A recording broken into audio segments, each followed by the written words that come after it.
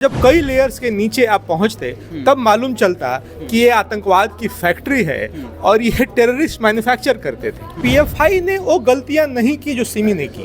उसी तरीके से जो अगला वर्जन, अगला अवतार पीएफआई का होगा वो थोड़ा और एक अलग फॉर्मेट में होगा। उनके मॉडस ऑपरेंडाई ऐसे होंगे कि जिनको पकड़ने में और दिक्कत होगी भारतीय एजेंसियों को। जब पीएफआई को बैन करने की बात होती है तो उसको लेके काफ़ी लोग पैरवी करने आ जाते हैं, उसके बचाव के लिए लोग आ जाते हैं, तो उनके खिलाफ क्यों कोई कार्रवाई नहीं होती है? कि जो किसान आंदोलन था वो एक सफल आंदोलन था हमारे हिसाब से, क्योंकि हमारा उसमें पार्टिसिपेशन था और उसमें हमने पार्टिसिपेट किया था और हमारा एक सफल आंदोलन था। ये सीपीआई माओइस्ट कह रहा है। जो काम आरएसएस करती है कि बच्चों को पढ़ाना, लोगों को एकजुट करना, इसी तरह का काम पीएफआई कर रही है। पॉपुलर फ्रंट ऑफ इंडिया यानी कि पीएफआई, जिसको आप जानते होंगे, पीएफआई एक ऐसा संगठन जो प्रधानमंत्री के हत्या की साजिश में शामिल था, साथ ही साथ जो और भी इस तरह की गतिविधियां हैं उसमें शामिल हैं।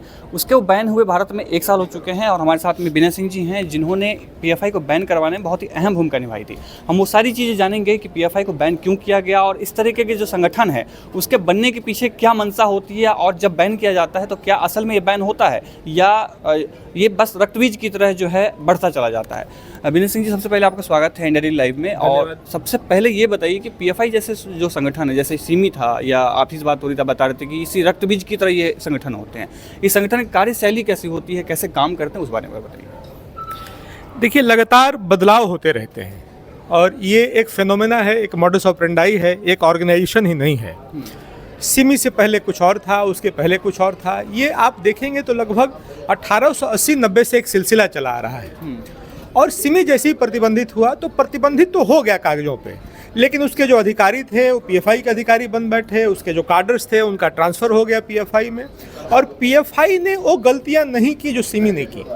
तो इसीलिए सिमी का कोई बाहर मॉडरेट कवर नहीं था, पीएफआई ने अपना मॉडरेट कवर रखा।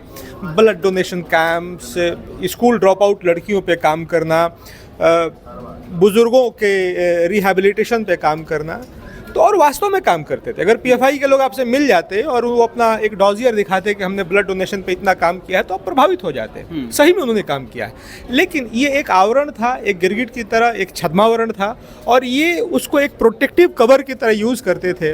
और जब कई लेयर्स के नीचे आप पहुँचते तब मालूम चलता कि ये आतंकवाद की फैक्ट्री है और ये टेररिस्ट मैन्युफैक्चर करते थे। और जो धीरे धीरे बाद में एजेंसियों को समझ में आया, और शायद इसीलिए लंबा समय भी लगा। इनके बारे में जानकारी तो 5 साल 6 साल से थी पब्लिक डोमेन में, लेकिन सरकार को जो बैन करने में इतना समय लगा, एक 16 साल का समय लगा, तो शायद इसी कारण लगा कि ये एक नॉर्मल ऑर्गेनाइजेशन नहीं था। इसका मॉडस ऑपरेंडाई बिल्कुल अलग था, बाकी ऑर्गेनाइजेशन से भिन्न था, और मैं कह सकता हूं कि ये बड़े स्मार्ट ऑपरेटिव थे। तो ये सब 2018 में जो आपका रिपोर्ट था जो झारखंड में लागू कराया गया और झारखंड सबसे पहले बैन किया गया, तो फिर 18 से अब तक 23 यानी 4-5 साल लग गए, और उस बीच में पटना में पीएम मोदी में जो हमला हुआ उसमें भी पीएफआई का नाम आया था, तो लेट कहाँ से हो गया? झारखंड में जो प्रतिबंध लगा ये 2018 में, तो ये बाद में रिवोक हो गया। हाई कोर्ट ऑफ झारखंड ने उसको रिवोक कर दिया, और रिवोक जो किया गया उसमें ये कारण नहीं बताया गया कि पीएफआई पे जो प्रतिबंध है वो गलत है।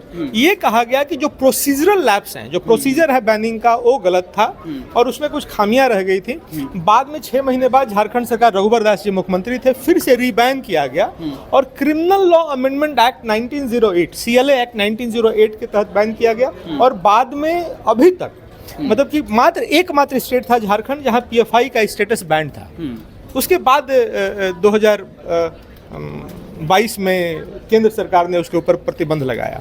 दूसरा, सीएलए एक्ट में प्रतिबंध करना और जो अभी केंद्र सरकार ने लगाया है यूएपीए में, ये दोनों अलग अलग प्रतिबंध के फॉर्मेट्स हैं। और ये जो अभी हुआ है उसको उसी तरीके से बैन किया गया है जैसे सिमी को बैन किया गया है। तो इसमें लाइफ लॉन्ग बैन नहीं होता है, 5 साल का बैन लगाया जाता है। सिमी पर भी 5 साल का ही बैन था, 2001 बढ़ाया गया, उसको फिर बढ़ाया जाता है। तो अभी इस पे 5 साल का बैन है, फिर आगे इसको बढ़ाया जाएगा। अच्छा, ये बड़ा ही विडंबना है। दर्शक होंगे ये भी, जब जैसे हम बात कर रहे हैं आगे आगे और बहुत सारी चीज़ें ऐसे निकल के आएंगी, दर्शक ये समझना चाहेंगे कि आखिर इतना आसान कैसे है इस तरह के संगठन को बनाना और उसके बाद ऐसी जो गतिविधियाँ हैं उनमें शामिल होना। अब चाहे माओइज्म को लेकर हम बात करें, उसमें भी कहीं ना कहीं कनेक्ट ये होता है, खालिस्तानियों के विषय में भी ये कनेक्ट होकर के आता है इसको। तो इतना आसान कैसे है इन सब इस तरह के संगठन बनाना और फिर मॉडरेट करना? देखिए, एक फॉल्ट लाइन थियरी है, और जो एक हम कहते हैं ना कि तीसरा विश्व युद्ध होगा, कोई तीसरा विश्व युद्ध नहीं होगा, कहीं कोई एटम बम नहीं पटका जाने वाला। हम ऑलरेडी तीसरे विश्व युद्ध में हैं। ये विश्व युद्ध जो है, ये प्रोपेगेंडा वॉरफेयर है, इसको 5th जनरेशन वॉरफेयर टेक्निक कहते हैं। और इस 5G वॉरफेयर टेक्निक में सोशल इंजीनियरिंग और प्रोपेगेंडा का जो ब्लेंड है, यानी इसका जो मिश्रण है, उसी को बॉम्ब की तरह इस्तेमाल किया जाता है। तो कई देश इस प्रोपेगेंडा वॉरफेयर टेक्नोलॉजी का इस्तेमाल करते हैं, कई ऑर्गेनाइजेशन करते हैं, टेररिस्ट ऑर्गेनाइजेशन भी करते हैं। मैं इसीलिए कहता हूँ कि PFI बाकी संगठनों से अलग था, क्योंकि जो नेक्स्ट जनरेशन वॉरफेयर टेक्निक है, जिसको 5GW कहते हैं, उसमें इसकी मास्टरी थी, उसमें यह पारंगत था। तो फॉल्ट लाइंस क्या होता है? फॉल्ट लाइंस होता है, मान लीजिए कि मैं पुरुष हूँ, कोई स्त्री है, ये फॉल्ट लाइन हो सकता है। मैं गोरा हूँ, कोई काला है, ये फॉल्ट लाइन हो सकता है। मेरी नाक गोल है, किसी की नाक चपटी है, ये फॉल्ट लाइन हो सकता है। यहाँ तक कि आप हंसेंगे कि मेरे सर पे बाल कम हैं और आपके सर पे बाल ज़्यादा हैं, ये फॉल्ट लाइन हो सकता है। कैसे हो सकता है, मैं बता रहा हूँ। मान लीजिए कि मेरे सर पे बाल कम है और मैं आप पे ये आरोप लगाता हूँ, जिनके सर पे बाल ज़्यादा हैं, कि ये जो ज़्यादा बाल वाला व्यक्ति है मुझे बड़ी हिकारत की दृष्टि से देखता है, और मेरा जो बेसिक ह्यूमन राइट्स है वो वायलेट होता है, और अमूमन क्लाइंट मिल ही जाएंगे। और फिर मैं बाल एसोसिएशन ऑफ इंडिया बना लेता हूँ, और हमारी मोबिलाइजेशन कैपेसिटी 5,000, 10,000, 25,000, 50,000 अपनी क्षमता के हिसाब से मैं डेवलप करता हूँ। उस मोबिलाइजेशन कैपेसिटी का इस्तेमाल मैं किसी ऐसे आंदोलन में करता हूँ जो एक देश विरोधी आंदोलन है, या जो एक प्रोपेगेंडा का पार्ट है। ठीक उसी तरीके से आप देखेंगे पिंजरा तोड़ आंदोलन, हॉस्टल जाने वाली लड़कियों के किसी एक विषय को लेकर के था। उनकी मोबिलाइजेशन कैपेसिटी दिल्ली में 300, 350 की थी, और ये 300, 350 के हेड काउंट्स के साथ शाहीन बाग के आंदोलन में शामिल हुए। बाद में जब तहें निकली तो मालूम चला कि ये तो केवल आवरण था, ये मोबिलाइजेशन कैपेसिटी डेवलप करना था। जी। और एक बात ये भी होती है कि जैसे पटना में जो घटना हुई PM मोदी के रैली में, और उस वक्त तक किसी को अंदाज़ा ये नहीं था कि PFI इस तरह की घटना कर सके, क्योंकि PFI तो अपने आप को एक समाज सेवी संगठन या ब्लड डोनेट करने वाला संगठन, जैसा आप बता रहे, उस तरह के संगठन था। तो फिर ये अंदाज़ा धीरे धीरे, जैसे आपने रिपोर्ट्स कई सारी आपकी मैंने पढ़ी हैं, तो उसमें ये अंदाज़ा कैसे लग पाया कि उनका हाथ था? कुछ फाइंडिंग्स अगर आप हमारे दर्शकों को बताएं, ताकि उनको क्लियर हो पाए कि PFI का जो हाथ रहा है देश विरोधी गतिविधियों में, वो कैसे, फाइंडिंग्स कुछ बता दें। देखिए, ये जो बात PFI के इन्वॉल्वमेंट की आई कि प्रधानमंत्री का कार्यक्रम था, उसमें कुछ बड़ा करने का प्लान था, ये एक मिस्टेकन आइडेंटिटी का केस था। जो वहाँ एक दारोगा थे, मुस्लिम समाज से थे, उनके व्हाट्सएप में एक गलती से एक मैसेज आ गया। मतलब सामने वाले को लगा होगा कि ये कोई नॉर्मल रेडिकल मुस्लिम व्यक्ति है, लेकिन गलती से वो वहाँ के दारोगा थे फुलवारी शरीफ के, और उनके पास जो मैसेज आया वो बहुत डिस्टर्बिंग था, वो पैम्पलेट था। मुसलमानों के मोबिलाइजेशन की बातचीत थी, उनको उकसाने की बातचीत थी, प्रधानमंत्री के कार्यक्रम का जिक्र था, और उस कार्यक्रम में कुछ करने की बातचीत भी थी। तो उसमें ये बातचीत आई, जब तहें खोदी जाने लगी तो मालूम चला कि अरे ये तो प्रधानमंत्री के कार्यक्रम में एक बड़ी मोबिलाइजेशन करके और कुछ अनहोनी की प्लानिंग थी। तब जाकर के उसका भेद खुला। जो आप उसका बता रहे हैं, ये गांधी मैदान ब्लास्ट का, उसमें तो सिमी का हाथ था। उस समय तो PFI था भी नहीं। जी। और जैसे बैन लगा, उसके बाद क्या अभी कुछ ऐसे संगठन हैं जो इस तरीके के छद्म रूप लेकर के कुछ नया बनाने की चाल में हैं, या उसी को कुछ नया रिनोवेट करने? क्योंकि मैं कल परसों की रिपोर्ट भी पढ़ रहा था जिसमें कुछ इस तरीके के बातें आ रही हैं, जैसे सिमी में हुआ था। सिमी को बैन करने के बाद, जैसे आपने भी कहा कि सिमी को बैन करने के बाद लोगों ने इसमें अपना मोबिलाइज करना शुरू कर दिया। तो क्या इस तरीके का अभी भी कुछ चल रहा है, या क्या इंटरनल सिक्योरिटी में इस तरह कुछ बात है अभी? देखिए, सिमी बना था अलीगढ़ में, उत्तर प्रदेश में बना था, PFI बना केरला में, लेकिन दोनों का जो नेचर था वो पैन इंडिया था। सिमी जब प्रतिबंधित हुआ तो सिमी का जो स्ट्रॉन्ग होल्ड था वो था घेटोज, मतलब हिंदी हार्टलैंड में जो बड़े जमावट वाले मोहल्ले थे, जो ज़्यादा आबादी वाले मुस्लिम मोहल्ले थे, वहाँ सिमी की पकड़ थी। दूसरा, उसी समय आप देखेंगे कि इंडियन मुजाहिदीन बैन हुआ। इंडियन मुजाहिदीन की पकड़ थी कोस्टल एरियाज में। तो ये जो PFI का फॉर्मेशन हुआ, तो उसने जो घेटोज हैं हिंदी हार्टलैंड में, वहाँ से मोबिलाइजेशन अपना टैप किया। और दूसरा, इंडियन मुजाहिदीन का जो प्रभाव क्षेत्र था कोस्टल एरिया, उस प्रभाव क्षेत्र का भी इस्तेमाल किया। उसमें कॉमन पहले भी गल्फ के पैसे की फंडिंग थी, लेकिन PFI वाले में भी गल्फ के पैसे की फंडिंग रही। मैं ये बोल रहा हूँ कि ये ख़त्म नहीं होता है, ये मोडस ऑपरेंडाई बदलता रहता है। दूसरा, एक बात देखिए कि सबसे बड़ा चैलेंज जो भारतीय एजेंसियों, भारतीय पुलिस के पास है, कि भारतीय पुलिस का या भारतीय, दुनिया भर में बता रहा हूँ कि हमारा एक अप्रोच नॉन इलास्टिक अप्रोच है। नॉन इलास्टिक अप्रोच यानी कि हत्या हो गई साहब तो 302 लगा दो, दंगे हो गए तो 144 लगा दो, बहुत ज़्यादा कोई बदमाश है और police out of the box जा रही है तो एनकाउंटर कर दो। ये सेट फॉर्मेट्स हैं जिस पे मान लो कि ये पुलिस काम करती है। लेकिन ये जो नए संगठन हैं इनका अप्रोच इलास्टिक है, ये तौर तरीके बदलते हैं।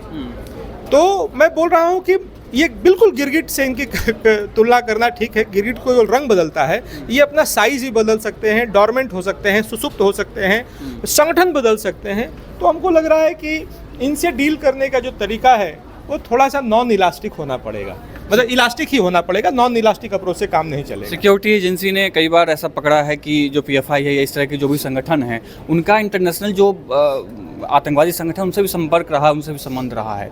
तो क्या वो संपर्क इतना आसानी से कैसे उनका बनता है, कैसे वो यहाँ तक आ पाते हैं और यहाँ बैठे 7 समंदर पार बैठे, और जैसे खालिस्तान का हम बात करें तो खालिस्तान जैसे बैठे वहाँ पर हैं कनाडा में, लेकिन अपना जो भी प्रोपेगेंडा यहाँ कर रहे हैं, तो इतना आसान कैसे हो जाता है उन सब के लिए? ये उल्टा है कि यहाँ के संगठनों का संबंध बाहर के संगठनों से नहीं होता है, उल्टा ये है कि बाहर के संगठनों का संबंध यहाँ के संगठनों से होता है। अब मान लीजिए कि कल्पना आपको बताते, एक बात बताता हूँ। मान लीजिए पाकिस्तान एक है, पाकिस्तान भारत से बढ़ करके अलग हुआ। पाकिस्तान में विलेन आप किसको मानते हैं? मोहम्मद अली जिन्ना को। थोड़ा सा और बोलेंगे तो भाई उन पे प्रभाव था अल्लामा इकबाल का। थोड़ा सा और दिमाग करेंगे तो पाकिस्तान डिक्लेरेशन लिखा रहमत अली चौधरी ने 1933 में, पहली बार पाकिस्तान शब्द, तो उनको विलेन मान लेंगे। लेकिन सच मानिए तो पाकिस्तान जो आइडिया है वो कंसीव हुआ था कैम्ब्रिज यूनिवर्सिटी के कैंपस से, और रहमत अली चौधरी वहाँ पढ़ रहे थे। तो ये कुल मिलाकर के जो बड़ी यूनिवर्सिटीज़ हैं, बड़ी थिंक टैंक्स से, कहते हैं ना कि अमेरिका में कॉफ़ी हाउसेस से ज़्यादा थिंक टैंक्स हैं, तो ये फॉल्ट लाइन्स ही स्टडी करते हैं। कास्ट के फॉल्ट लाइन्स, कंट्रीज़ के फॉल्ट लाइन्स। दुनिया भर में कॉन्फ्लिक्ट होती है तो हथियार बेचे जाते हैं, बीमारी होती है तो दवाइयाँ बेची जाती हैं। तो दुनिया का बीमार रहना, दुनिया का आपस में लड़ते झगड़ते रहना, देशों में आपस में झगड़े होना, ये कुछ देशों को सूट करता है, और ख़ास तौर पर पश्चिमी देशों को। तो ये जो आइडिया है, मान लो कि इसमें मुस्लिम यूथ्स का रेडिकलाइजेशन होता है, तो ये ऐसा नहीं है कि इसका लाभार्थी मुस्लिम समाज है। इनफैक्ट मुस्लिम समाज की उस वल्नरेबिलिटी को, उस पोटेंशियल को एक कच्चे माल की तरह इस्तेमाल किया जाता है किसी देश को कॉन्फ्लिक्ट में रखने के लिए। तो ये तुरंत इनका ग्लोबल हो जाना, तुरंत इनका एक इंटरनेशनल नेटवर्क बन जाना, ये तो हमेशा से होता रहा है। और इसलिए होता रहा है क्योंकि ये जो आइडियाज़ हैं, ये खूब पढ़े लिखे लोग इस आइडियाज़ को फॉर्मुलेट करते हैं, और ये जो कम पढ़े लिखे लोग हैं या निचले तबके के लोग जो इसमें शामिल होते हैं, उनको कच्चे माल की तरह, रॉ मटेरियल के इस तरह इस्तेमाल मात्र किया जाता है। और पीएफआई के साथ भी वही हुआ। अंतिम प्रश्न के साथ में हम अपने अगले सेगमेंट में जाएंगे, जिसमें हम ऑडियंस जो हमारे होते हैं साथी, उनसे हम बात करते हैं। एक तो अभी जैसे खालिस्तान का विषय बहुत चल रहा है, और जैसे कनाडा का बयानबाजी भारत के खिलाफ या भारत की जो बातें या एक्शंस जो चली हैं, तो क्या इस तरीके के संगठन में भी या इस तरीके के प्रोपेगेंडा में भी पीएफआई या पीएफआई जैसे और छद्म संगठन जो हैं उनका हाथ हो सकता है, कुछ हो सकता है उनका? देखिए, पिछले 10 सालों में कोई ऐसी घटना भारत में खासतौर पर बात करें जिसने इंटरनेशनल लाइमलाइट को छुआ है मीडिया के स्तर पे, तो मुझे लगता है कि वो एक संगठन का काम नहीं है। उसमें कई संगठनों का मिला जुला एक कॉमन मिनिमम प्रोग्राम है। मैं इसको क्वाड्रिगा कहता हूँ, चौकड़ी कहता हूँ। क्वाड्रिगा का मतलब होता है कि 4 घोड़े किसी एक रथ को खींचते हैं कोऑर्डिनेशन के साथ। तो ये क्वाड्रिगा में रेडिकल इस्लामिस्ट ऑर्गेनाइजेशंस हैं, क्रिश्चियन मिशनरीज हैं, माओइस्ट ऑर्गेनाइजेशंस हैं, और चौथा जो है वो सेट ऑफ इंटेलेक्चुअल्स है, सेलेक्टेड जर्नलिस्ट हैं, selected media, selected cultural activist हैं, कुछ लॉयर्स हैं। ये मिला जुला करके 4 ऐसे घोड़े हैं जो रथ, जिसको मैं कह रहा हूँ खींचते, यानी कि एजेंडा है उनका। अब आप देखिए भीमा कोरेगांव में आप देखेंगे तो सीपीआई माओइस्ट का इन्वॉल्वमेंट था, पीएफआई का इन्वॉल्वमेंट था। ये पता नहीं, अभी पब्लिक डोमेन में मुझे लगता है कि कम है। पीएफआई का ऐसे इन्वॉल्वमेंट था कि रोना विल्सन जो सीपीआई माओइस्ट का मेंबर था, और झारखंड में जब पीएफआई पे बैन लगा था तो रोना विल्सन झारखंड में पीएफआई पर से प्रतिबंध हट जाए इसके लिए लॉबिंग कर रहा था। क्रिश्चियन मिशनरी फादर स्टेन स्वामी बेचारे अब नहीं रहे, मरी गए, हॉस्पिटल में देहांत हो गया उनका। तो ऐसे मिला जुला करके ये कार्यक्रम था। दूसरा, आप फार्मर प्रोटेस्ट देख लें। फार्मर प्रोटेस्ट के 2 पक्ष हैं, एक उसका ऑर्गेनिक पक्ष है, दूसरा उसका अनऑर्गेनिक पक्ष है। तो ऑर्गेनिक पक्ष है कि भाई किसानों को लगता है कि कोई कानून बिल हमारे पक्ष में नहीं है, वो उनकी समझ की बात है, वो सड़क पे उतर जाते हैं। दूसरा जो उसका अनऑर्गेनिक पक्ष है, उसमें मैं आपको बता रहा हूँ कि 2004 में पीडब्ल्यूजी और एमसीसी का मर्जर हुआ था और सीपीआई माओइस्ट बना था। 2022 18 साल पूरे होने पर उन्होंने एक पैम्पलेट, एक प्रेस रिलीज जारी किया और उस प्रेस रिलीज में उन्होंने ये लिखा, 2-3 बातें गौर करने लायक थी कि जो किसान आंदोलन था वो एक सफल आंदोलन था हमारे हिसाब से, क्योंकि हमारा उसमें पार्टिसिपेशन था और उसमें हमने पार्टिसिपेट किया था और हमारा एक सफल आंदोलन था। ये सीपीआई माओइस्ट कह रहा है। तो ये हमारा न्यूज रूम है और जब भी हमारे यहाँ पे कोई गेस्ट आता है तो इस तरीके के प्रश्न होते हैं विषय से जुड़ा हुआ जो हमारे पत्रकार साथी पूछते हैं। तो सबसे पहले रंजन जी हैं और ये आपसे कुछ पूछना चाहते हैं।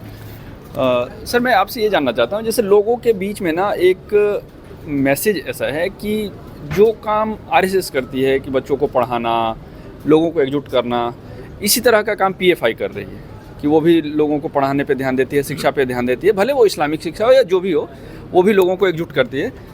तो लोगों के मन में एक ये भी सवाल है कि पीएफआई और आरएसएस में ऐसा क्या अंतर है? दोनों तो एक ही काम कर रही है। ये सवाल जिस दिन पीएफआई प्रतिबंधित हुआ था उस दिन सारे टीवी चैनल्स पे जो लोग पीएफआई का समर्थन भी कर रहे थे लेकिन अंदर से खुश नहीं थे, वो भी पूछ रहे थे। एक बात समझिए, आरएसएस का एक ही काम है, वो कोई काम नहीं करती, वो शाखा लगाती है और शाखा जो है क्लोज कॉन्सेप्ट नहीं है, वो ओपन टू ऑल है, आप उसमें जा सकते हैं। फिर आरएसएस के बाकी संगठन हैं, जो कोई पॉलिटिकल पार्टी चलाती है, कोई लेबर यूनियन चलाता है, कोई शिक्षा पे काम कर रहा है, बाकी सारी चीज़ें। पीएफआई आरएसएस एक ही काम करता है, शाखा लगाता है। दूसरा, आरएसएस का जो काम है वो सही में सेवा का है, वो उसका मूल काम है।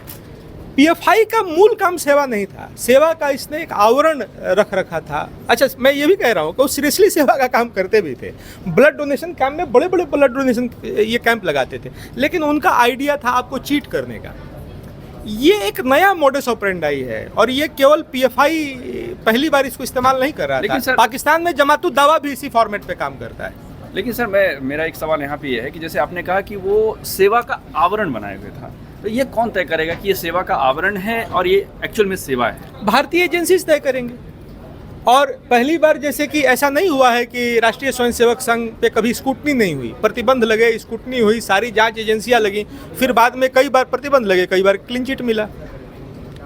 ये तो भारतीय एजेंसियां ही तय करेंगी, ये बिल्कुल ना आरएसएस के सदस्य तय करेंगे ना पीएफआई के सदस्य तय करेंगे। जब पीएफआई को बैन करने की बात होती है तो उसको लेके काफ़ी लोग पैरवी करने आ जाते हैं, उसको उसके बचाव के लिए लोग आ जाते हैं, तो उनके खिलाफ क्यों कोई कार्रवाई नहीं होती है?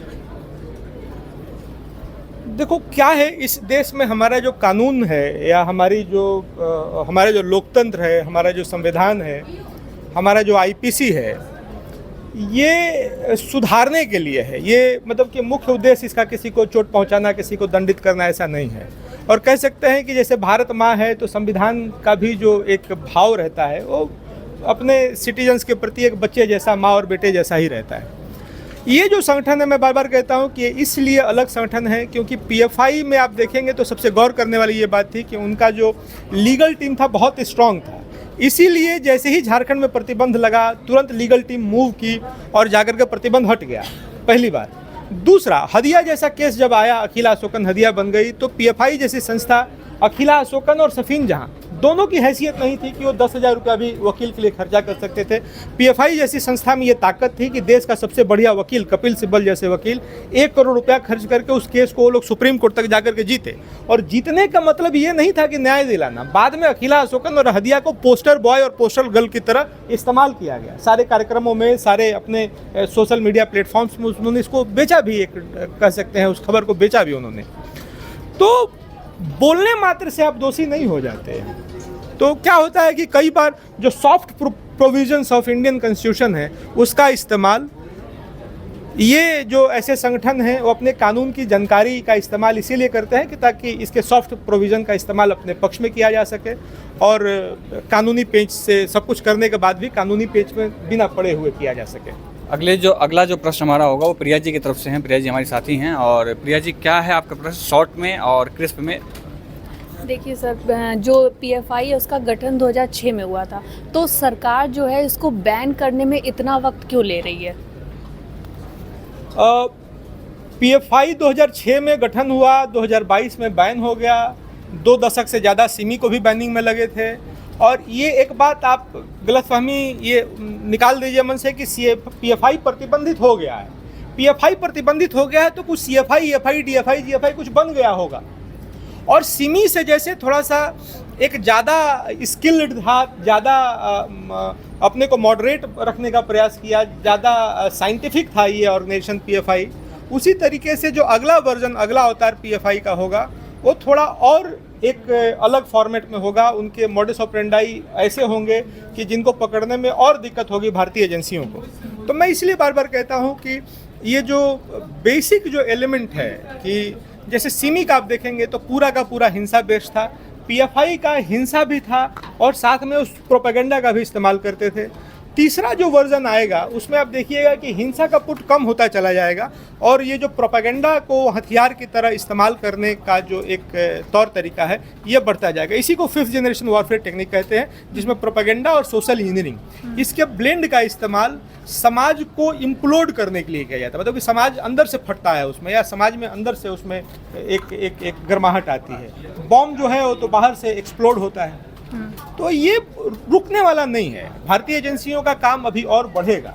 हाँ, ये जरूर हुआ है कि बैनिंग से ये डिमोरलाइज हुआ है।